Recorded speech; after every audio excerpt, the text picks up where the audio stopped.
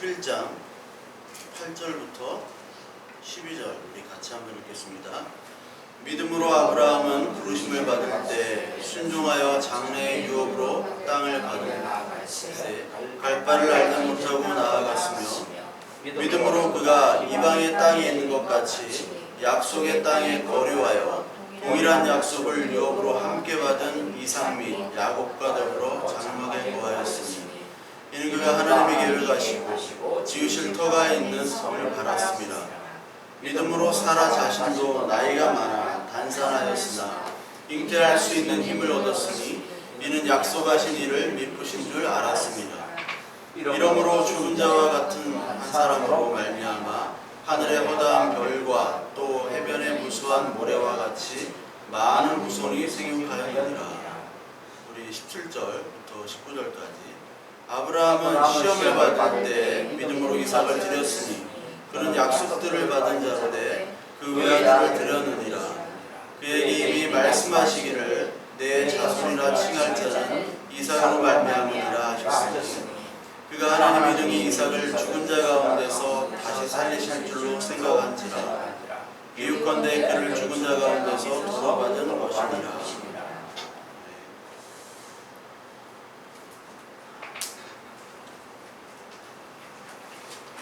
로마서 11장인데 14장인데 우리 히브리서 11장 믿음에 대해서 얘기하려고 오늘 히브리서 11장을 말씀을 드렸습니다.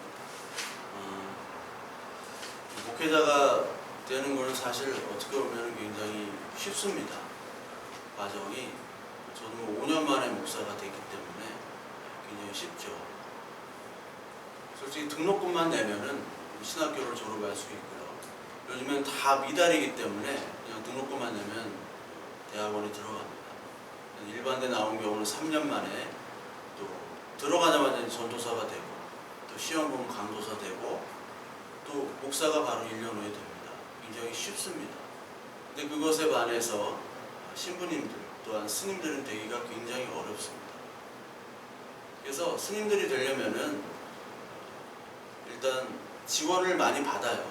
절에서는 아무나 오라고 합니다. 스님 되고 싶은 사람은 가면 행자 생활을 해야 됩니다. 6개월이나 1년 동안 아침 9시에 밤 9시에 자서 이제 3시에 일어나죠. 뉴스도 못 봐요. 9시 뉴스도. 그런 생활을 하다가 이제 3위라는 걸 합니다. 3위가 되기 위해서는 이제 10계라고 그 계명을 받아야 돼요. 계명을 잘 지키며 한 1년 동안 3위. 여기 니자가 붙으면 3위니는 여자입니다. 여기서 이제 그 과정을 통과하면 이제 비구니가 되는 거죠. 그러니까 니자가 붙으면 여자가 되는 거예요. 피쿠라고 비쿠를 이제 그 산스크리트어인데 그게 이제 다 한자화되고 한글화가 된 겁니다. 그래서 이제 비구가 되기 위해서는 또 3년을 또 기다려야 돼요. 가면요, 절에 가면은 밥하고 장작 패고 빨래하고 허드렛 일을 하는 겁니다. 아무것도 안 시켜요. 물론 거기서 수행들을 다 하죠. 3년이 돼야지만이 또 비구가 될 수 있는데 비구가 되려면 이제 승가학교나 동국대를 가야 됩니다. 김포에 있는 승가학교로 많이 가는데 그 승가학교를 4년 과정, 거기도 수행을 하면서 밥하고 빨래하고 그런 거를 해요. 참선하고 묵상하고 자기가 밥은 먹은 밥그릇 다 자기가 설거지해가지고 먹고 다 아시죠? 그 과정을 해야지 이제 정식 승려가 되는 거예요. 근데 그 과정이 얼마나 힘든지 그 과정을 다 지켜도 이제 맨 처음 초짜 이제 스님이 되는 건데 스님을 하다가도 환속하는 경우가 이제 많습니다. 힘들기 때문에 그 생활이 굉장히 힘들고 외롭고 고달프고 또 이제 하다가 보면 또 좋아하는 여자가 생기면 이제 또 환속하기도 해요. 여러 가지 이유가 있습니다. 그러니까 저도 이제 불교를 이렇게 공부를 하는데 물론 수행은 안 합니다. 불교도 이제 수행도 같이 하면서 공부를 해야 되거든요. 마찬가지로 모든 종교가 다 그런 것 같아요. 모든 종교가 어떤 사람은 수행에 강하고 어떤 사람은 공부에 강해요. 어떤 사람은 공부만 하고 어떤 사람은 수행만 합니다. 목사님도 기도만 해요. 어떤 목사님은 공부만 해요. 제가 불교계 아는 분한테 물어봐도 이게 수행과 공부를 같이 하는 분을 찾을 수가 없다.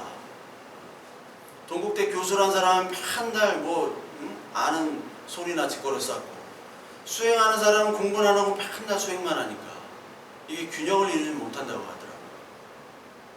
하여튼 저도 이제 불교를 보면은 뭐가 그렇게 해야 되는 게 많은지,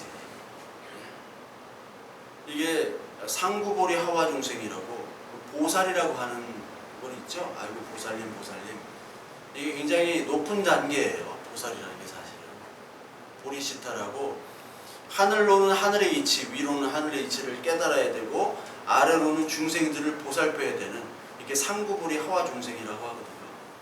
오늘 요 한 2-3분 동안 여러분 불교를 다 배우는 거예요. 그래서 지난 시간에도 여러분들 제가 여기저기 소개를 많이 하는데, 이런 얘기를 하면서 여러분들이 책을 보라는 얘기는 아니고 검색이라도 하면요, 여러분들 한 1년 동안 들으시면 많은 그런 교양을 쌓으실 수 있어요. 우리가 하나님의 말씀도 보지만 이 세상을 알아야 되거든요. 그래서 그것들을 다 이제 하려면 여러 가지 단계를 거쳐야 돼요. 여러분들 잘 아시다시피 팔정도, 이게 이제 개정해라는 사막이라는 건데, 또 이게 육바라밀로 또 건너뛰어요, 대승으로 가면. 근데 다 같은 얘기입니다. 같은 얘기를 하면서 결국은 이제 불교는 공이라는 거를 이루는 거고, 그 공에서 이게 중관, 유식 그런 단어가 있어요. 그런 단어를 여러분 한번 찾아보세요. 다 얘기하기는 그렇지만. 그래서 일종의 마음의 상태를 공으로 만드는 겁니다. 비어있는 공이지만 모든 것을 다 채울 수 있고 모든 것을 다 변화시킬 수 있는, 내가 모든 것 마음 먹은 대로 내가 다 할 수 있는 거예요. 결국 그 상태를 가야지 이제 열반, 니르바나 상태로 되는 건데, 제가 불교를 이렇게 계속 보면서 책 보고 지금까지 여러 책들도 좀씩 보고 공부도 해왔는데 잘은 모릅니다. 근데 과연 열반이 뭘까? 어느 단계까지 해야지 열반을 갈까? 저도 고민이지만 스님들도 고민이에요. 내가 어느 단계까지 가야지 합격인가? 그걸 모르는 거예요, 서로. 아무도 모릅니다. 그 열반이라는 단계, 열반이라는 그 정체를 아무도 몰라요. 복잡하기만 해요. 그걸 단계별로 만들어 놓고 이 불교를 보면 볼수록 너무 인간적이다. 이게 점 보는 사람들도, 점쟁이들도, 무당들도 신내림 무당이 있고 공부한 무당이 있잖아요. 공부한 무당은 능력이 없습니다. 신내림을 받아야 되는 거예요. 그러니까 불교에서 아무리 공부를 해도 안 돼요. 직접 내림을 받아야 되는 거예요. 마찬가지로 우리도 성령을 받아야 되는 거예요. 공부하면 뭐합니까? 공부한 사람들 되게 많아요. 자유주의 신학자들, 서구의 신학자들은요, 여러분, 헬라어 히브리어로 그냥 줄줄줄 암송을 합니다. 유대인들도 마찬가지로. 근데 그 사람들은 예수 그리스도를 믿질 않아요. 안 믿는단 말이에요. 그렇게 잘 알아도 히브리어, 헬라어 이거를 다 이렇게 분석하는 걸 파자라고 하거든요. 파자를 해가지고 난 알지도 못해. 알지도 못하는 얘기를 막 하면, 근데 예수는 안 믿어요. 우리는 한글 성경 보지만 믿잖아요. 그게 하늘로부터 성령이 온 거거든요. 그러니까 하늘이 성령으로 내려주셔야지 우리가 변화되는 건데, 아무리 공부해야 안 되는 거예요. 이게 분이가 되려면요, 여러분, 분이는 나중에 되려면 250개율을 지켜야 돼요. 250개. 근데 비분이는 348개인가 그래요. 352개인가 348개인가 그래요. 여자가 더 많아, 지킬 게. 그걸 어떻게 다 지키라는 얘기예요. 그걸 지키면 또 뭐하냐? 불교는요, 그걸 다 지켜서도 안 돼요. 그걸 지킨 후에 그걸 뛰어넘어야 되는 겁니다, 불교는. 우리도 마찬가지죠. 우리도 율법을 유대인들이 지켰지만 그거를 뛰어넘지를 못하기 때문에 뛰어넘도록 예수 그리스도가 오신 거예요. 근데 불교는 그거를 뛰어넘으려고 하나님의 은혜가 가입하는 게 아니라 자기가 마음 공부를 해가지고 마음을 다스려야 돼요. 얼마나 힘들어요. 그게 다스려집니까?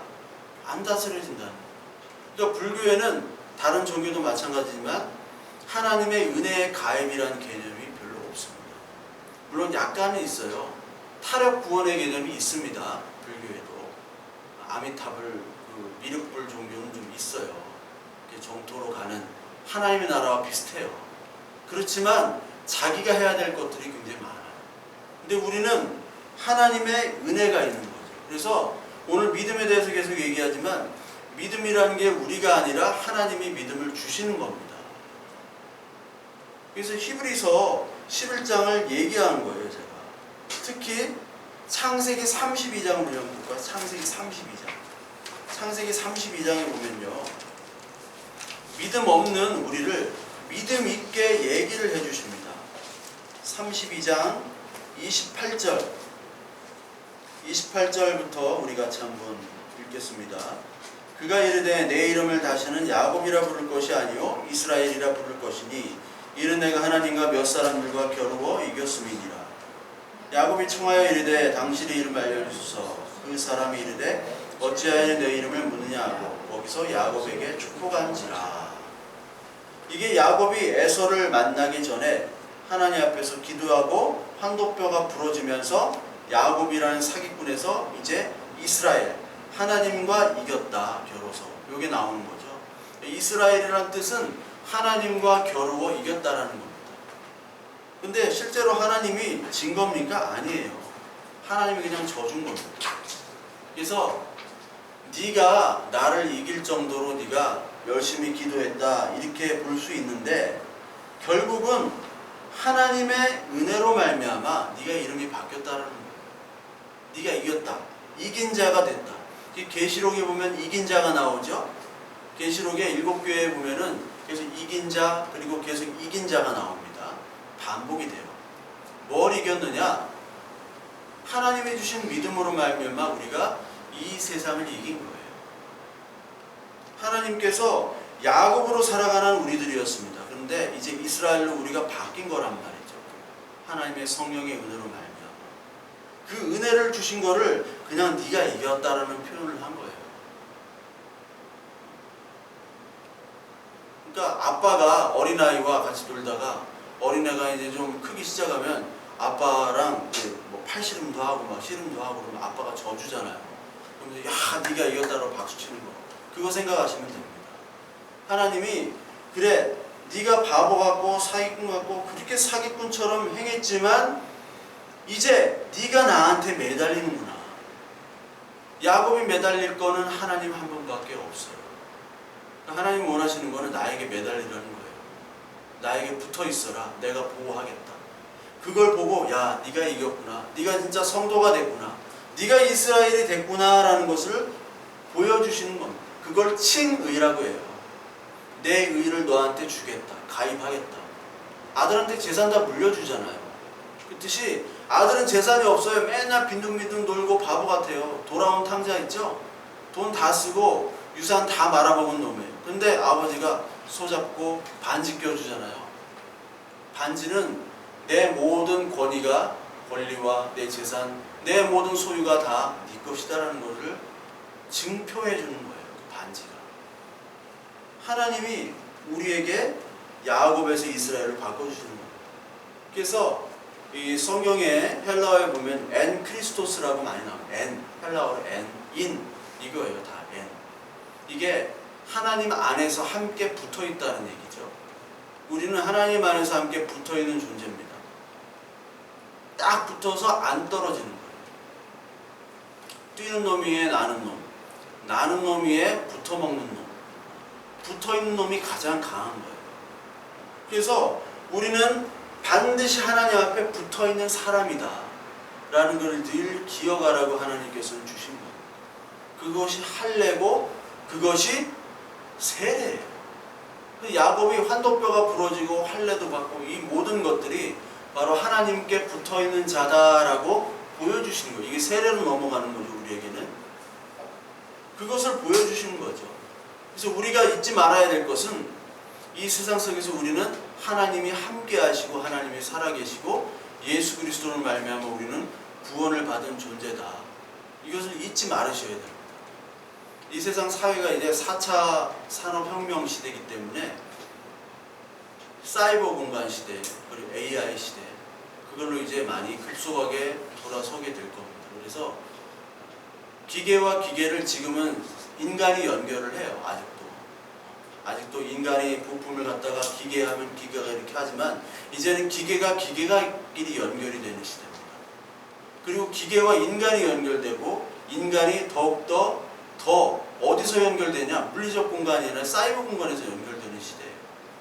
그럴수록 같이 편함도 있지만 충돌이 생깁니다. 도덕적인 충돌, 뭐 사이보그 같은 것도 생길 수도 있고요. 그리고 윤리적인 문제들이 생깁니다. 과연 어디까지가 기계고 어디까지가 인간인가? 인간은 누구이고 기계는 무엇인가? 이 세상의 사이버 공간은 무언가? 그런 모든 문제들이 생길 때 반드시 알아야 될 게 하나님의 말씀 안에서만 인간의 존재와 본질을 정의할 수 있어요. 지금 이 세대는 점점 무감각해져가는 시대입니다. 저도 어머니를 목욕시킬 때 저희 어머니가 이제 감각이 없다 보니까 다리에 감각이 없고 여기 또 감각이 없다 보니까 뭐든지 조금 다치면 다쳐도 몰라요. 그러니까 조심해줘야 됩니다. 제가 늘 조심해줘야 되고 다치면 안 됩니다. 피가 나도 어디서 피가 나는지 몰라요. 왜? 신경이 죽었기 때문에.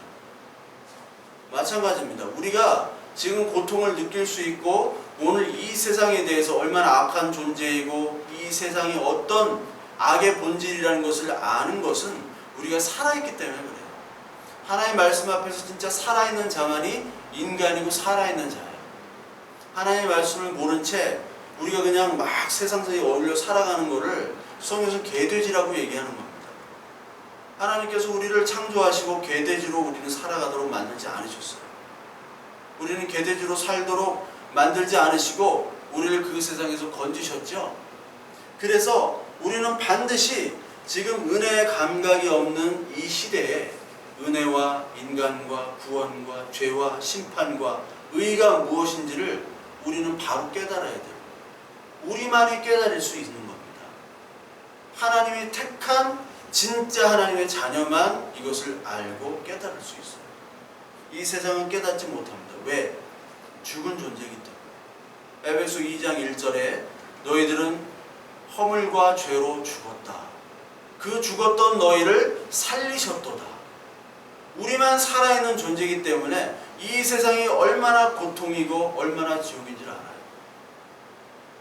이 세상 사람들은 지옥에 살기 때문에 지옥을 몰라요.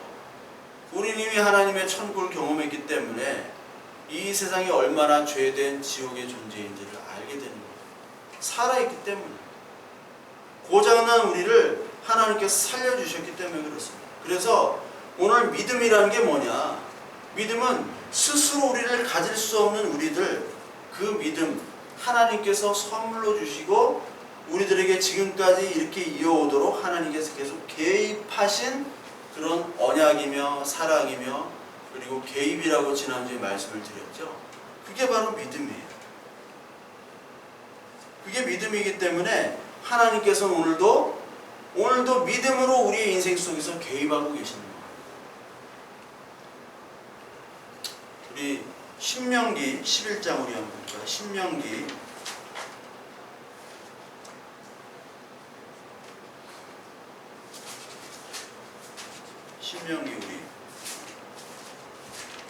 11장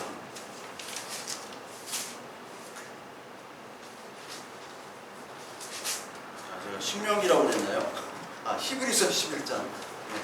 히브리서 11장. 죄송합니다. 히브리서 11장. 오늘 읽은 히브리서 11장.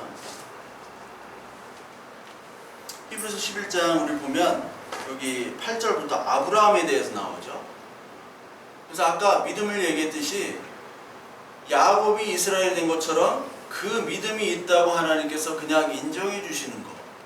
그것이 아브라함에게 나타나는 믿음이고 또 모세에게 나타나는 믿음이에요.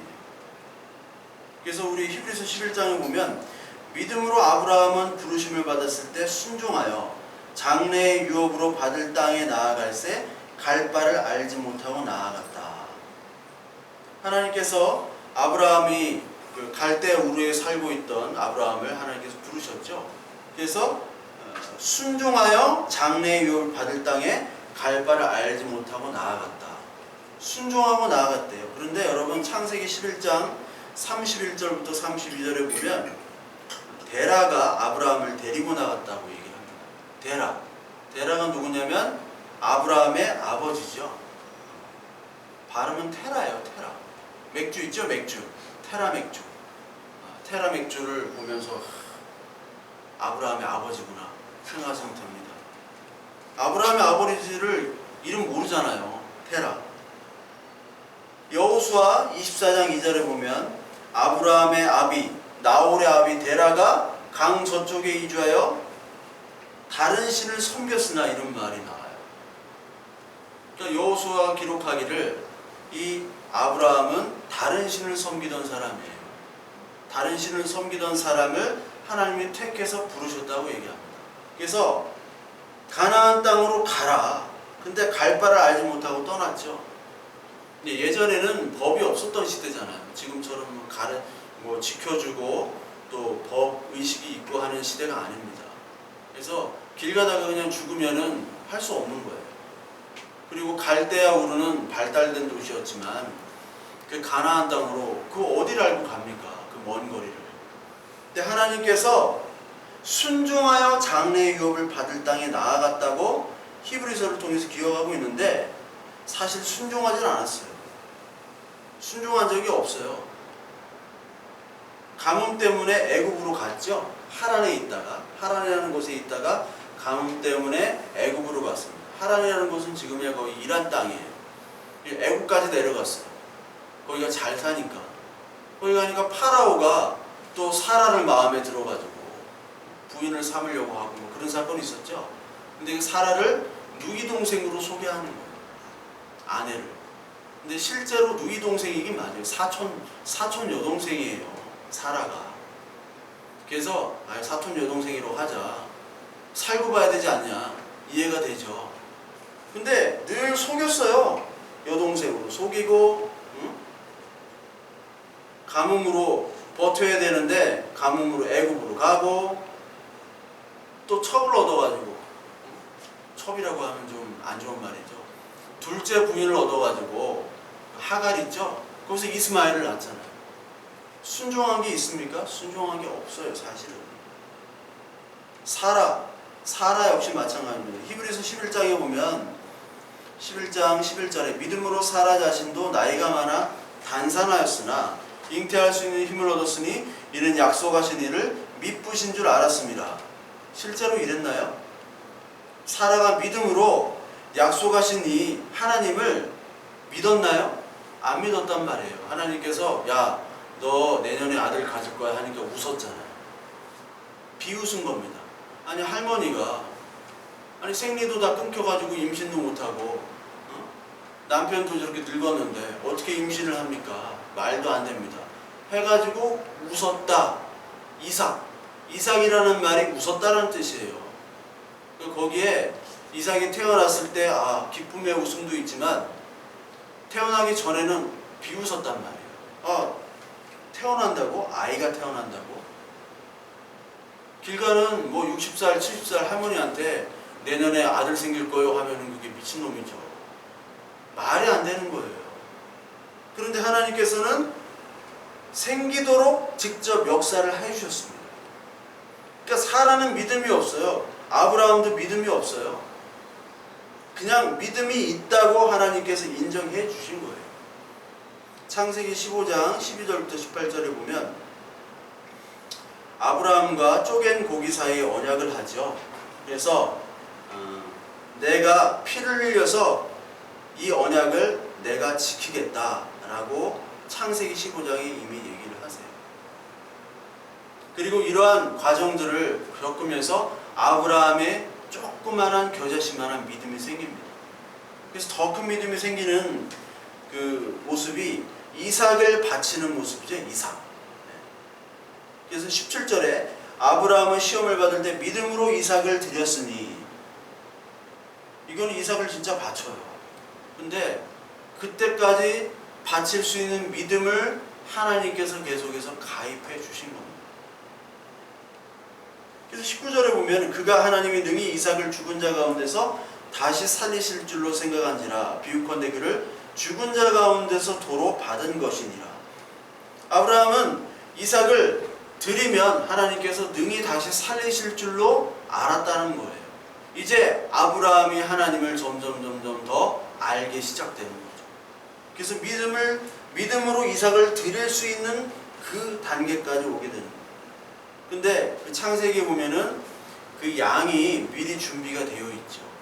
양이란 제물이 미리 준비가 되어 있는 겁니다. 즉 하나님께서 미리 다 준비가 되어 있으시고 예수 그리스도라는 양을 통해서 이미 우리들에게 다 언약하시고 그리고 예정하셔서 우리를 대신해서 우리 죄를 대신해서 제물로 예수 그리스도를 미리 마련했다는 것을 창세기에 이미 보여주고 계시는 거예요. 그래서 창세기에 나오는 이 아브라함이란 인물은 또 이삭도 마찬가지지만 이삭은 없던 존재에서 생겨난 거죠.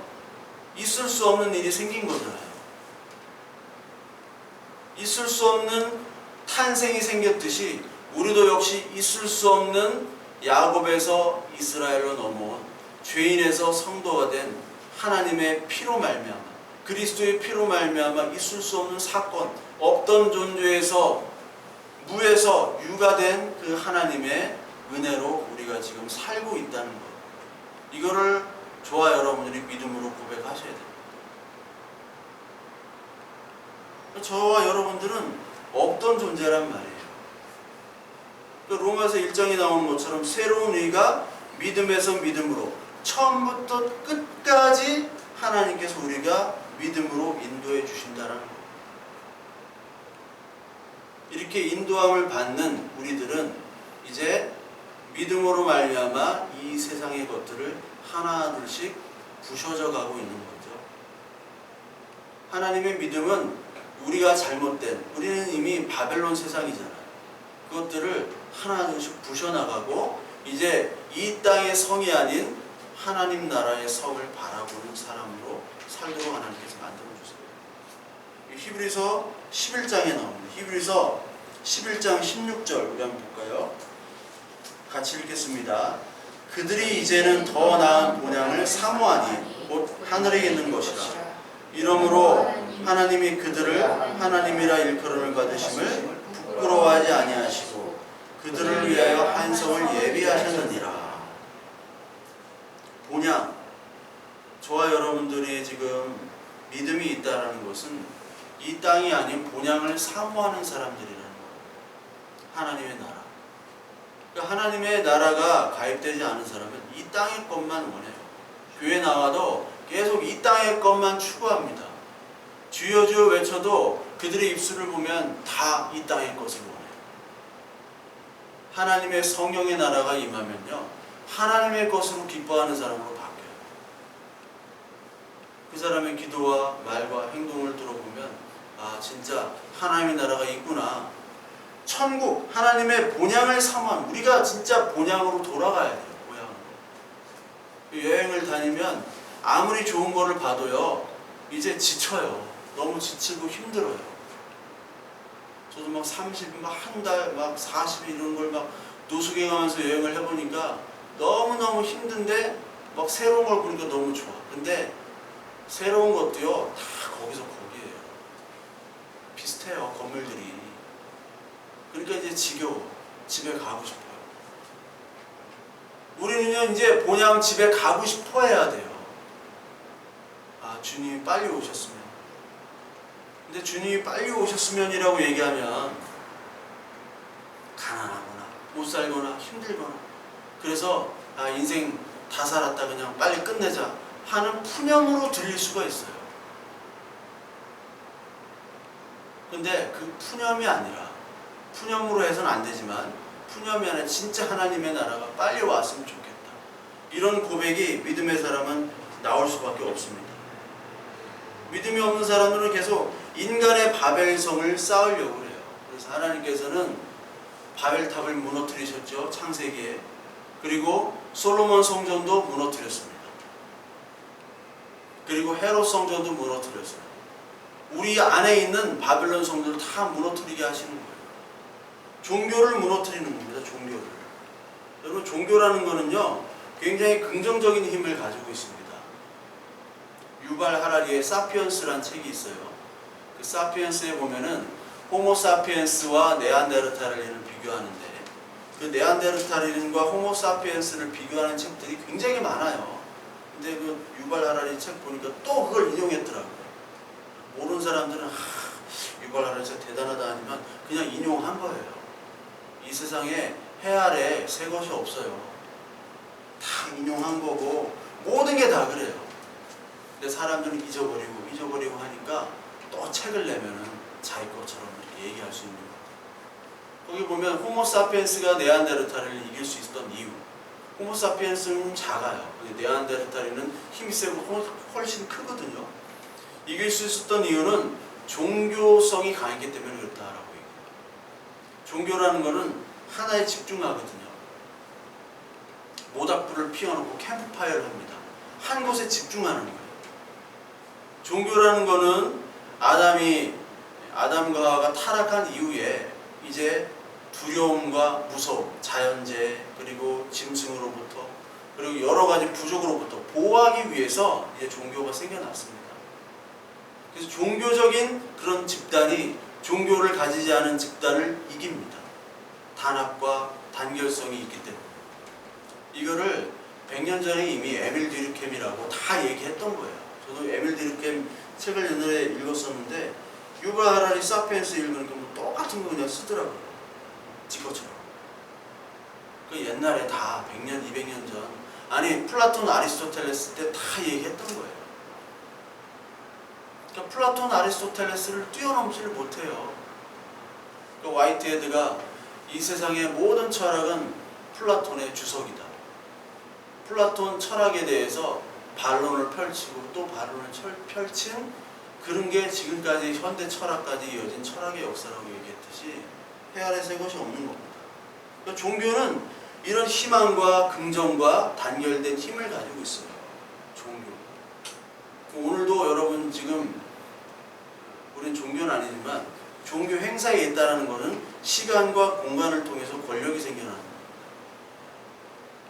여러분 그 로마의 그 콜로세움, 거기가 종교적인 현장이자 정치적인 현장이에요. 모든 군중들이 다 로마 황제를 바라보고 이거 아니면 이거를 바라보고 있는 거예요. 이거 할 때는 정말 무서운 황제구나. 이거 할 때는 자비로운 황제구나. 거기에 정치의 현장이면서 종교의 현장입니다. 엔터테인먼트를 다 제공하고 있어요. 지금의 종교를 보면요, 엔터테인먼트와 정치와 종교, 권력이 같이 있는 것이에요. 그걸 잘 파악하셔야 돼요. 하나님께서는 이 바벨론화된 종교를 지금 하나씩 없애고 있습니다. 시간과 공간이 있어야지 권력이 생겨요, 종교는. 근데 시간과 공간을 코로나로 다 없애버렸죠. 사이버 공간으로 넘어가는 거예요. 사이버 공간으로 가면요, 종교가 힘을 잃게 됩니다. 하나님은 지금 다 없애는 거예요. 예루살렘 통곡의 가면 거기에 기도 편지가 많이 있어요. 예루살렘 통곡의 벽이 있어요, 유대인들이. 거기 그 벽 사이에다가 다 편지를 껴놔요. 그 편지가 뭐냐? 잘 먹고 잘 살게 해달라는 거예요. 이 유대인들이 더 잘 먹고 잘 살고 회복되도록. 이게 종교적인 기도를 하는 거예요. 자기들은 하나님을 잘 믿다고 생각하죠. 봉은사에 가보면요, 봉은사는 막 그 연등이 막 하도 많아가지고 햇빛이 안 들어요. 거기 가보니까. 근데 연등들 보기 연등 바깥에 안에 막 기도 제목을 그렇게 써놨어요. 그게 다 돈이거든요. 돈을 내야지 기도 제목을 쓰고 주소 쓰고 이름 쓰고 다 쓸 수 있어요. 기와장도 그렇지만. 봉투도 엄청 많아요.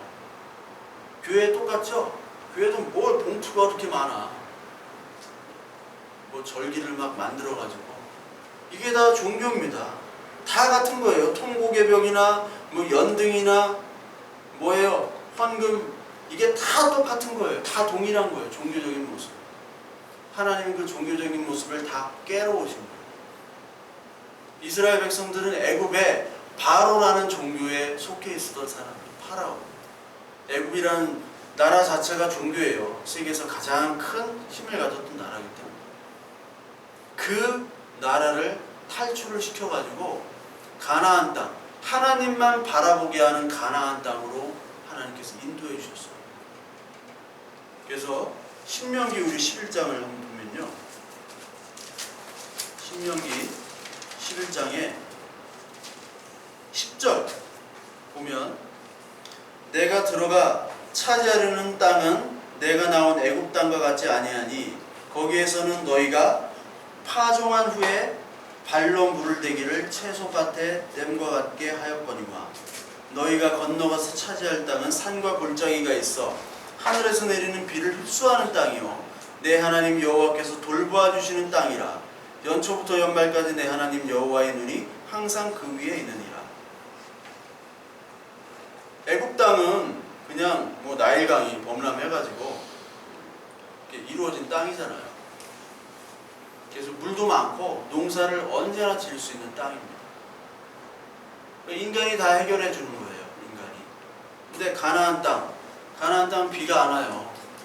연간 강수량이 300mm도 안 돼요. 그리고 그 사해 밑으로는 아예 비가 안 오는 곳입니다. 물론 와디라고 비가 많이 왔을 때도 있어요. 홍수가 날 때도 있습니다, 거기에. 근데 연간 강수량이 굉장히 적어요. 연간 강수량이 없는 땅입니다. 그러니까 하나님만 바라봐야 되는 땅이에요. 아니, 애굽에서 하나님께서 애굽에서 도시를 건설하면 얼마나 좋아요? 바라오를 다 물리치고 모세가 지도자가 돼가지고, 모세가 애굽의 지도자가 돼가지고 미리 다 세팅된 데에서 하나님의 나라의 복음을 선포하면 얼마나 좋습니까? 기독교 고지론 있죠? 성공하고 잘 나가는 사람, 그 사람이 돼가지고 하나님께 쓰임받지만 이 세상에도 쓰임받아가지고 높은 관직에서 하나님의 복음을 전해라. 그런 설교들 많이 듣죠? 막 청소년, 청년 집회 가면은 다 기독교 고지론을 얘기하잖아요. 높은 고지에 가가지고 너희들 거기서 전도하고 이렇게 해라. 근데 하나님은 고지로 인도하지 않으세요. 애굽에 세팅된 땅에서 하나님의 나라를 이루면 참 좋았을 텐데, 전 세계 복음화가 될 텐데, 아무것도 없는 푸르나 나지 않은 땅으로 인도해서 거기서 살래요.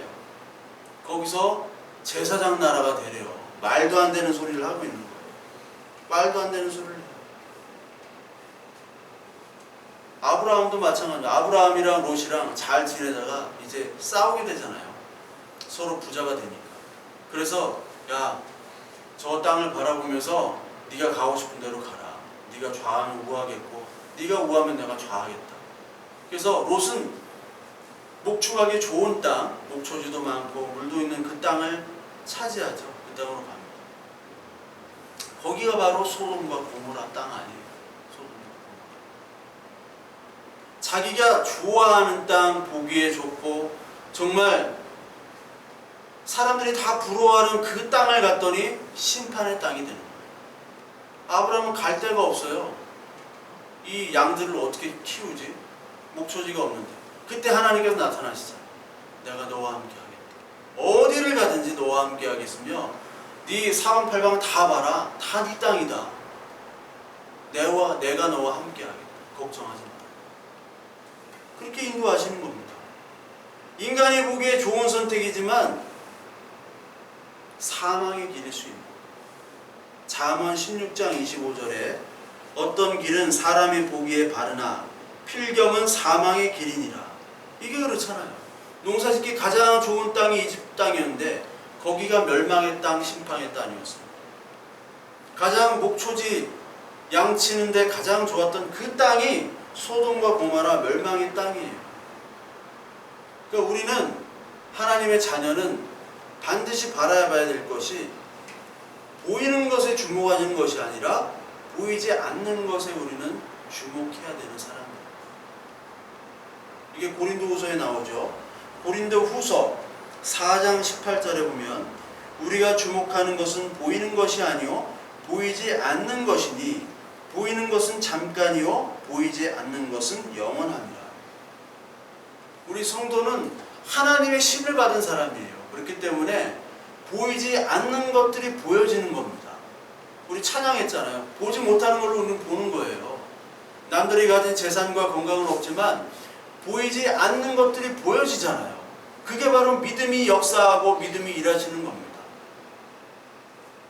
이 땅의 모든 인간에 대한 바벨론화된 모든 종교와 조직, 건물들, 이것들이 바로 인간의 조직, 이 땅의 것들이거든요. 이 땅의 것들을 하나님께서 다 무너뜨리세요. 어떻게 무너뜨리시나? 말도 안 되는 방법. 정말 아무도 주목하지 않은 버림받은 돌 있죠? 버림받은 돌, 건축자의 버린 돌이 모퉁이의 머릿돌이 된다. 그 말처럼 모퉁이의 머릿돌이 와가지고 이 세상 것들을 다 파괴를 시킵니다. 그게 다니엘서에 나오는데, 다니엘 2장을 한번 우리 볼까요? 다니엘 2장. 다니엘서 2장. 구약성경 1231페이지.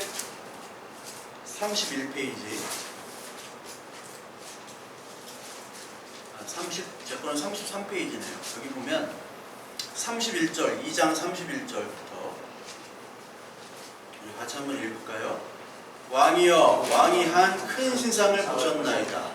그 신상이 왕 앞에 섰는데 크고 광채가 매우 찬란하며 그 모양이 심히 두려우니 그 우상의 머리는 순금이요 가슴과 두 팔은 은이요 배와 넓적다리는 노지요 그 종아리는 쇠요 그 발은 얼마는 쇠요 얼마는 진흙이었나이다.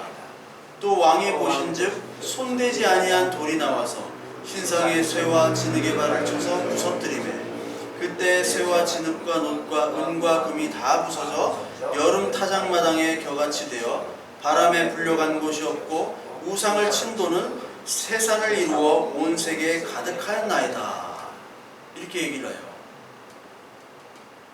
그러니까 머리, 가슴, 팔, 배, 허벅지 이런 이런 데 있죠. 발까지 여기 순금, 은, 놋, 진흙, 흙으로 만든 이것들은 다 이 제국들을 상징하는 겁니다. 로마까지의 제국을 상징하는 이 제국들을 손대지 아니한 뜨인 돌이 나와요. 손대지 아니한 뜨인 돌이 나와서 신상의 쇠와 진흙의 발을 쳐서 부서뜨리는 거예요. 애국, 바벨론, 그리고 가나안 족속들, 페르시아, 로마까지 다 하나님께서 다 무너뜨리는 겁니다. 제국들을. 마찬가지로 하나님이 오늘 오셔서 하나님의 영이 임한다는 것은 우리 안에 있는 바벨론과 페르시아와 아수르와 로마, 가나안 이런 모든 악한 것들, 이 제국적인 요소들을 하나님께서 무너뜨리는 거예요. 제국은 인간이 다스리고 인간이 인간을 노예화시키는 거예요. 율법 종교도 마찬가지죠. 율법을 통해서 인간이 노예되는 거예요. 거기에 계층이 생기고요. 누가 권력을 잡는 겁니다. 근데 하나님의 나라는 권력이 없어요. 누구나 다 동일합니다. 선생이여 선생이여 랍비여 랍비여 하니까 예수님이 누가 랍비냐 누가 선생이냐? 선생은 한 분밖에 없으시다. 예수님이 우리의 친구로 오시고 우리의 형제로 오시고 우리를 위해 제물로 오셨습니다. 그러니까 로마 캐톨릭 같은 경우는 잘못된 거죠. 근데 이 교회 보면은 교회마다 교황이 있네. 어떤 교회는 장로가 교황이고 어떤 교회는 목사가 교황이고 허다하게 보죠. 그런 경우는. 그것들을 다 무너뜨리러 온 겁니다. 그건 종교예요. 종교. 하나님께서 무너뜨리고 있어요. 지금 이 시대를 보십시오. 무너뜨려져 가고 있죠. 여러분 중세시대가 무너진 이유가 여러 가지가 있는데 가장 큰 이유는 십자군 전쟁이었습니다. 중세 그 종교 권력들 아시죠? 많이 들어보셨죠? 배우기도 하시고. 그리고 헬라 철학. 그 철학들이 신학을 앞서면서 신학이 별거 아니구만. 아리스토텔레스, 플라톤을 보니까 야 이거 대단하다. 그리고 한 가지는 패스트가 중세를 무너뜨렸습니다. 패스트 때문에 예배 못했어요. 막 교황도 도망가고 교황이 하나님의 대리자인 줄 알았더니 아무것도 아니구만. 도망다니고 예배도 못하고. 흑사병 때문에 중세가 르네상스로 넘어간 거예요. 지금 코로나 뭐 더 센 놈이 온다고 하고 뭐 지금 뭐 변이 되고 앞으로 계속 옵니다. 이제 비대면 교회 될 거예요. 이제 완전히 종교 권력을 하나님께서 뜨인 돌로 무너뜨리시는 거예요. 이제 육체적인 요소, 인간이 만든 조직, 건물들을 하나님이 다 무너뜨립니다. 이제 제발 제사 좀 그만해라. 말라기에 나오죠. 피냄새 맡기 싫다. 내가 원하는 제사는 그 육체적인 제사, 피의 제사, 짐승 제사 아니야. 네가 정말 하나님을 사랑하고 공의와 정의와 그걸 행하는 거. 그리스도를 진짜 믿음의 제사, 너를 드리라는 건데 계속해서 짐승 잡고 있어요. 짐승만 잡아서 죽이면 하나님이 기뻐하는 줄로 알고, 우리의 장막들을 하나님께서 다 무너뜨리시는 거예요. 고린도후서 2장 1절부터 2절까지 보면 육체의 집이 무너지고 하늘의 영원한 집을 하나님께서 세우신다고 얘기를 하시죠. 만일 땅에 있는 우리의 장막집이 무너지면 하나님께서 지으신 집 곧 손으로 지은 것이 아니요 하늘에 있는 영원한 집이 우리에게 있는 줄 아느니라. 참으로 우리가 여기에 있어 탄식하며 하늘로부터 오는 우리 처소로 덧입기를 간절히 사모하노라. 우리는 육체의 집이 무너져야 돼요. 육체의 할례는 소용이 없는 겁니다. 예수 그리스도의 옷을 입는 그 하나님의 세례, 성령의 세례가 와야지 우리가 되는 거죠. 그래야지 우리는 이 땅의 장막집이 무너지더라도 하나님의 집, 그 본향의 집이 있다는 것, 그것을 소망하게 되는 존재가 되는 겁니다. 그러니까 예수 그리스도 믿는 사람은 반드시 하나님의 집, 그리스도의 옷을 입은 새하늘과 새 땅, 이것을 바라고 원하고 갈망해야 돼요. 이 갈망이 없으면 우리는 다 가짜입니다. 다 가짜예요. 갈망하도록 이 육체의 집들이 하나둘씩 떨어져 나가요. 잘려져 나가야 돼요. 저와 여러분들 어려운 일들이 많이 있었어요. 어려운 일들이 있었기 때문에 이 자리에 왔습니다. 존버 정신으로 버텼어요. 버텨서 이 자리에 왔습니다. 근데 내가 잘 버틴 것 같지만 하나님께서 믿음도 주시고 위로도 주시고 힘도 주셨기 때문에 이 자리에 온 겁니다. 근데 그 어려운 시절에 하나님 위로와 힘도 주시지만 하나님의 잘리는 시간이에요. 하나님이 네 육체의 시간, 네 육체에 있는 바벨론과 로마 이것들을 다 내가 없애겠다. 네 안에 있는 육체적인 성전을 다 없애게 하신 거예요. 그게 은혜입니다. 은혜. 그럼에도 불구하고 하나님께서 우리를 건지신 겁니다. 넘어져도 우리는 일어날 수 있어요. 왜? 예수 그리스도 안에서 붙어있는 사람들이기 때문에. 잠언 24장 16절에 보면 의인은 7번 넘어질지라도 다시 일어나려니와 악인은 재앙으로 인하여 엎드려지느니라. 아멘이죠. 우리는 정말 이런 자들입니다. 7번 넘어져도 다시 일어난 사람들이. 왜? 그리스도가 함께 하십니다. 아브라함에게 이런 믿음, 넘어지고 또 넘어져도 하나님께서 이렇게 세우셨습니다. 자기의 잘못 때문에 넘어지고 자기의 믿음 없음에 자기의 잘못된 선택 때문에 무너질지라도 하나님이 다시 그를 믿음으로 세워주셨어요. 세워주시면서 야, 너 믿음이 있다. 믿음이 없는 놈한테 있는 것으로 하나님께서 칭찬해 주신 겁니다. 여기에 다 11장에 다 믿음이 없음에도 있다고 얘기하시는 거예요. 히브리서 11장 우리 여기 아브라함이 얘기하는 모세도 그렇죠. 모세. 히브리서 11장 24절 한번 보세요. 24절. 같이 한번 읽어볼게요. 히브리서 11장 24절. 믿음으로 모세는 장성하여 바로의 공주의 아들이라 칭함받기를 거절하고 도리어 하나님의 백성과 함께 고난받기를 잠시 죄악의 낙을 누리는 것보다 더 좋아하고 그리스도를 위하여 받는 수모를 애굽의 모든 보화보다 더 큰 재물로 여겼으니 이는 상주심을 바라봄이라. 실제로 그랬어요? 네? 실제로 이 모세가 그랬나요?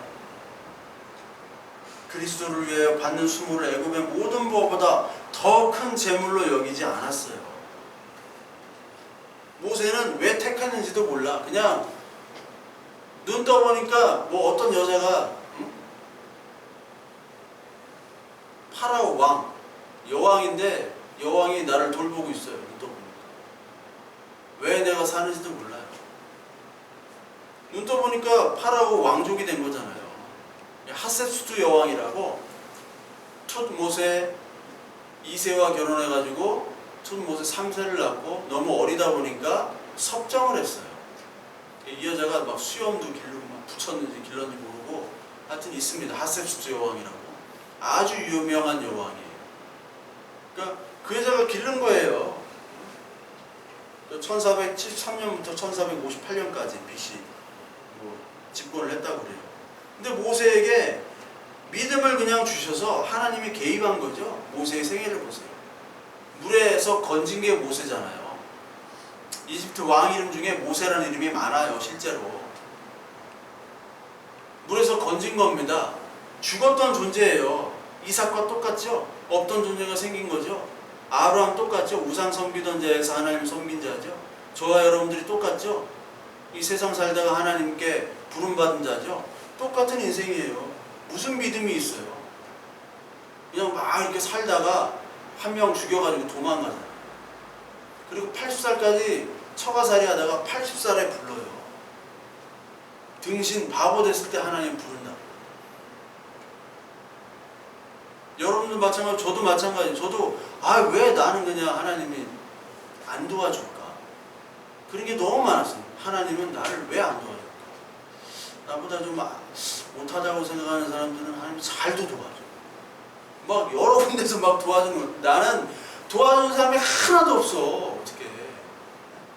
오히려 나한테 도움 달라는 사람만 와요. 진짜 팔자 더럽다. 속으로 왜 이렇게 팔자가 더럽지? 그런 생각을 했어요. 모세가 그런 인생이에요. 모세가 모든 걸 다 갖췄죠? 근데 한 번도 쓰지를 못했어요. 40년 동안에 뭐 보리 서말인지 몇 마리만 있으면 처가살이 안 한다고 하잖아요. 처가살이를 해요. 등신처럼 노인네처럼 살고 있어요. 이게 뭐 말이 됩니까? 이제 완전 자포자기야. 이제 죽을 때 기다릴 때 하나님 부르는 거예요. 우리들 바보 됐을 때 하나님 부른다고요. 힘 다 빼놓고. 왜? 힘 있으면 네 힘대로 하니까요. 팔다리 다 잘라놓고 하나님 부르십니다. 못 가게 하는 거예요. 예수 그리스도를 위해 받은 수모, 애굽의 모든 죄악, 보아, 그리고 하나님의 백성과 함께 고난받기를 잠시 죄악을 누리는 것보다 더 좋아하고, 이거 다 가짜예요. 이 내용들이. 성경을 보세요. 집에 가서 출애굽기를 읽어보세요. 이런 거 없어요. 모세가 화만 내고요, 막 다 죽여주십시오. 나 죽여주십시오. 툭 하면 죽여달라. 근데 모세가 온유하다고 다 구라야. 그냥 성경을 통보면 다 거짓말이에요. 근데 하나님이 내가 있기 때문에, 내가 다 해결하고 내가 하는 거니까, 야 그래 잘했어, 수고했어, 너 자격도 안 되는데 내가 세워서 너를 여기까지 인도했는데 그래 수고했다, 너 잘했어, 인정해 주시는 거예요. 이게 아무것도 아닌 놈들을 인정해 주는 거예요. 야고보서 5장에도 엘리야와 우리와 성정이 같다고 그랬죠. 그 위대한 엘리야가 우리와 똑같다고 얘기하는 거잖아요. 그랬듯이 너는 믿음이 없지만 내가 믿음 있다고 인정할게 하는 게 히브리서 11장의 믿음의 장입니다. 이거를 갖다가 막 우리의 믿음을 얘기하는 설교는 다 가짜예요. 다 가짜. 우리가 무슨 믿음이 있습니까? 하나님 믿음이 없게로, 우리 믿음이 없게 만드시고 하나님의 믿음만 가입되도록 우리를 이끄십니다. 이게 호세아서 2장에 나와요. 호세아서 2장 14절부터 16절을 보면, 내가 그를 타일러 거친 들로 데리고 가서 말로 위로하고 거기서 비로소 그의 포도원을 그에게 주고 아골골짜기로 소망의 문을 삼아주리니, 그가 거기서 응대하여 하기를 어렸을 때 애굽 땅에서 올라오던 날같이 하리라. 그날에 내가 나를 남편 다시는 내 바알이라 일컫지 아니하리라. 아골골짜기까지, 아골골짜기가 해골골짜기, 죽음의 골짜기입니다. 예수님이 아골골짜기에서 죽으신 거예요. 근데 그 아골골짜기가 소망의 문으로 된 겁니다. 소망의 문으로 아골골짜기까지 거친 들로 하나님이 인도하시는 거예요. 저와 여러분들을 지금까지 거친 들로 인도해 주셨어요. 부동산 대박나고 주식 대박나고 투자한 거 대박났으면 우리 여기 안 있습니다. 예? 저도 잘 먹고 잘 살았으면 여기 왜 있겠어요 지금? 안 있지. 절대로 안 있죠. 근데 하나님께서는 다시는 바알을 네 남편이라고 부르지 않고 나를 남편이라고 부르며 살도록 너를 아골골짜기로 인도해 주십니다. 모세가 공주의 아들 칭함 거절한 거 아닙니다. 백성과 함께 고난을 받질 않았어요. 지멋대로 행동한 거예요. 그렇지만 주님이 인정하시는 거예요. 너의 믿음을 인정해 준 거예요. 왜? 예수 그리스도의 죽으심, 하나님의 믿음으로 너를 인정했다.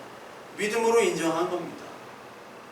그래서 우리를 하나님께서 예수 그리스도를 아골골짜기로 인도하셔서 우리를 죽음으로 우리를 구원으로 인도해 주셨듯이 하나님께서는요 저와 여러분들을 아골골짜기로 지금도 인도하고 계세요. 이게 히브리서 13장에 나옵니다. 우리 히브리서 13장 우리 한번 볼까요? 13장 11절부터 14절 같이 히브리서 13장 11절부터 같이 읽겠습니다. 이는 죄를 위한 짐승의 피는 대제사장이 가지고 성소에 들어가고 그 육체는 영문 밖에서 불사름이라.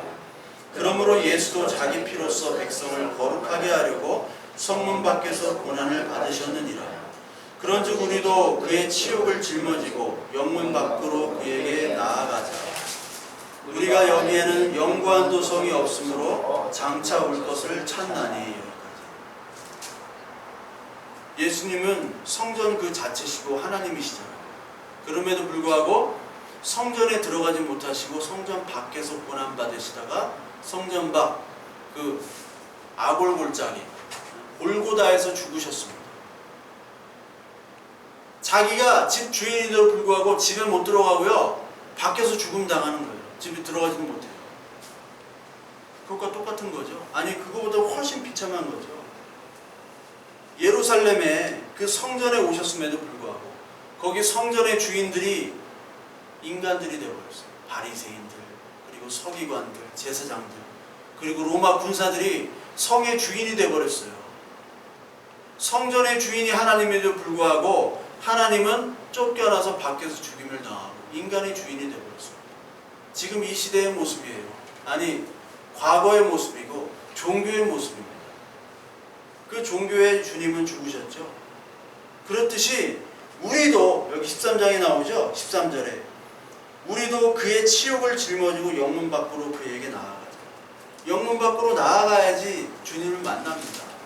아골골짜기로 가야지 만납니다.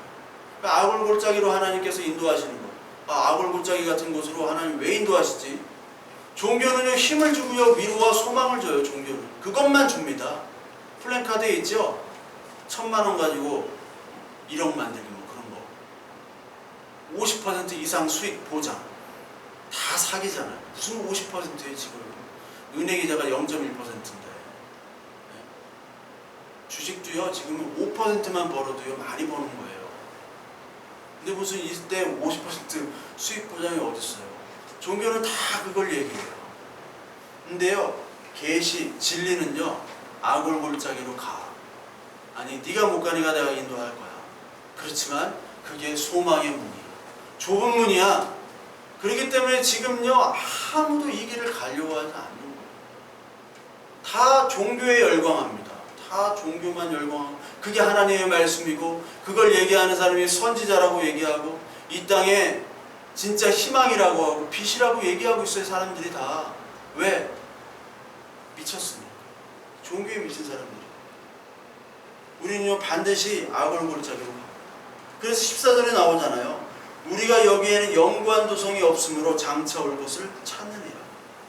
아골골짜기로 가다 보니까 이 세상이 아골골짜기이기 때문에 이 세상엔 영구한 성이 없구나. 내가 이 세상에 거할 집이 없구나. 하나님만 바라보자. 하나님 나의 본 고향으로 하나님 나를 데려가 주세요. 이 고백을 할 수밖에 없는 겁니다. 저와 여러분들은 지금까지 믿음이 없어요. 근데 믿음이 있도록 하나님께서 인도해 주신 것은 하나님의 믿음. 하나님이 우리가 육체의 성들, 육체의 그런 모습들을 하나님께서 벗게 해주시고 그리스도의 옷을 입게 해주셔서 영구한 도성을 바라보게 할 수 있는 하나님의 믿음을 우리에게 가입해 주시고 우리의 사건 인생마다 하나님이 개입해 주셔서 언약대로 우리를 인도하신 그것에 우리도 살아가고 있고 그것에 아멘할 수 있도록 우리에게 믿음을 주셨기 때문에 오늘 하나님의 자녀로 살고 있는 겁니다. 저와 여러분들의 믿음이 없습니다. 그러나 하나님이 주신 믿음으로 하나님 내가 오늘도 이 땅에서 하나님 기쁨과 감사함으로 또 어려움이 있지만 버티며 내가 살아가게 해주셔서 감사합니다. 이 고백 저와 여러분들이 하시기 바랍니다. 많은 교회 다니는 사람을 보지만 진짜 하나님 때문에 감사하는 사람을 찾기가 쉽지 않습니다. 딴 것 때문에 감사하고 종교적인 것 때문에 감사하고 육신의 것들 때문에 감사하는 사람들은 넘쳐나지만 하나님이 직접 말씀하시고 하나님이 주신 믿음 때문에 내가 어렵지만 감사하고 기뻐하는 사람, 그것 때문에 찬양하는 사람 정말 드물어요. 거의 없습니다. 저와 여러분들은 하나님 때문에 감사하고 기뻐하는 그런 축복된 진짜 복이 있는 자, 그런 행복한 자로 저와 여러분들 사시도록 오늘도 하나님께 믿음 달라고 기도하시고 오늘도 어려움이 있을 때마다 하나님께 간구하며 기도하며 하나님께 가는 저와 여러분들 되시길